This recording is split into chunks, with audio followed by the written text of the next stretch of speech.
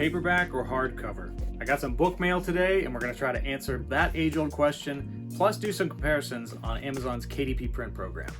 So I've used Amazon's KDP print program a bunch of times in the past, mostly for clients that I've helped publish their own books and also for my own paperbacks. For the most part, I've been really happy with the results, but I wanted to try bringing out some new editions of my books and release them in hardcover for the first time. This was a new one for me, so I had to order a couple different rounds of proofs before I could really nail down the look I was going for. So I want to share with you the results today so you can see some of the different settings and how they turned out.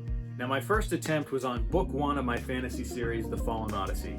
Now, there's two different options for your cover whenever you use Kindle Direct Publishing. The first is a glossy finish and the second is matte. Now, glossy is what you might expect. It's kind of shiny, but matte is more of a dull finish. And I found that, in general, the matte finish looks a lot better on paperbacks than glossy. However, for the hardcover, I found that the matte finish just ended up looking a little bit dull. The colors don't seem as vibrant. I don't like the feel nearly as much. And I don't know, it just doesn't feel quite as professional to me. The other issue that I had was that for paperbacks, what you see on the screen is what you're gonna get. Your image is gonna go to the edge and it's gonna stop printing there.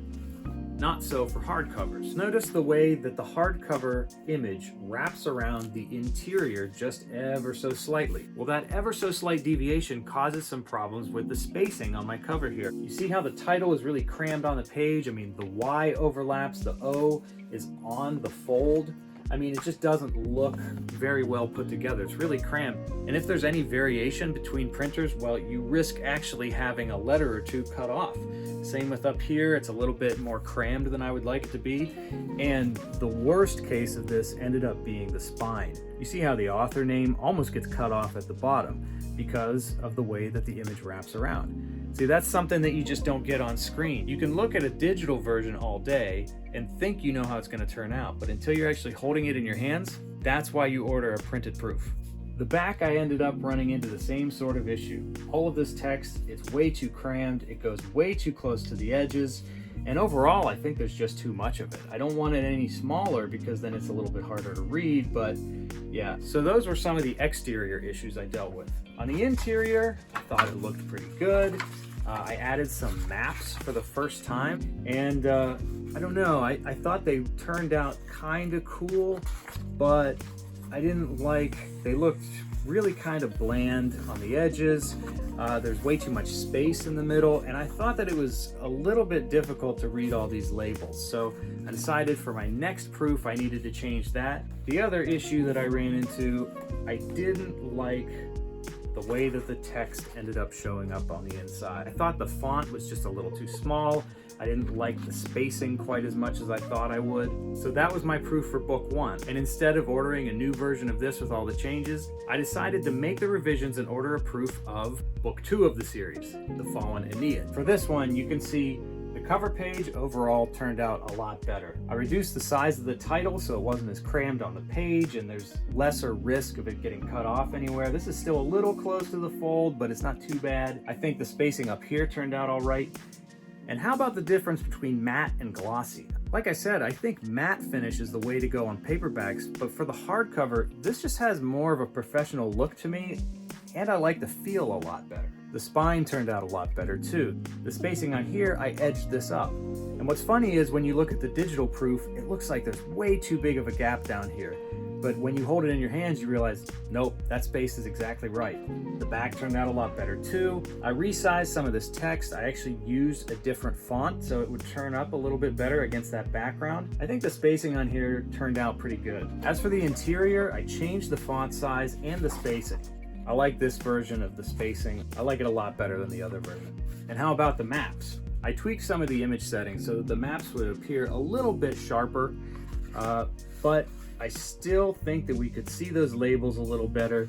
And though I got rid of the gap in the middle, I think I got rid of it a little too much. You really have to bend the page so that you can see the whole map. Overall, I think that that needs some changes too. That was the result for the second book. There's 3 books in the series, so I decided let's make some adjustments based on all the lessons I've learned so far and order a proof of book 3 to see how it turned out. And that brought us to today, my book mail. Shadows of the Fallen, book 3 of the series. I think the cover image overall of this one turned out the best of any that I've done so far. The spacing is just right on the title. The author name is just a little bit close to the fold, so maybe I'll nudge it over just a little bit, but I think this turned out the best as far as the actual front cover goes. The same could not be said about the spine and the back. For some reason, this time, the back is just way too spaced out. I'm not sure what I did differently, but again, this is why you order a proof instead of just looking at the digital copy. Because to me, when I looked at the digital proof of this didn't look that much different than book 2, which I thought looked great. There's too much space in between the paragraphs. It's really close to the barcode at the bottom. More importantly, it extends way too far to the edge. I really don't like how that turned out, so I'm gonna have to adjust that. The spine, I think I got farther away from the mark than I did with book 2. So when I make adjustments, I'm gonna make it a little bit closer to what I had for the Fallen Aeneid. Now, how did the inside turn out? Probably the best out of any of them. I like how the spacing turned out. I think that the chapter titles and the interior art here, I like how all of that turned out. The maps. The only change I'm gonna make on these maps is that there is still not quite enough space in the middle. But with the adjustments I made to the labels of the place names, it's much easier to read everything that's on the page. I'm really happy with how the maps turned out, and it's gonna add a whole new dimension to reading this book when you can actually trace the journey that the characters make throughout. So here's a view of all 3 books lined up, and you can see the variations with my different experimentation to try to nail down the right look. But check out the difference in the glossy and matte finish. I thought I would like matte better, but the colors look so much more vibrant, the contrast is higher, it feels a lot nicer in your hand than the matte. So I think that's the way I'm gonna go. So the differences in all these books and the issues that I ran into trying to get the look right, this is why you order a printed proof and don't just rely on the digital version, because you don't know until you're holding it how it's gonna turn out or how you're gonna like it. So what's the next step?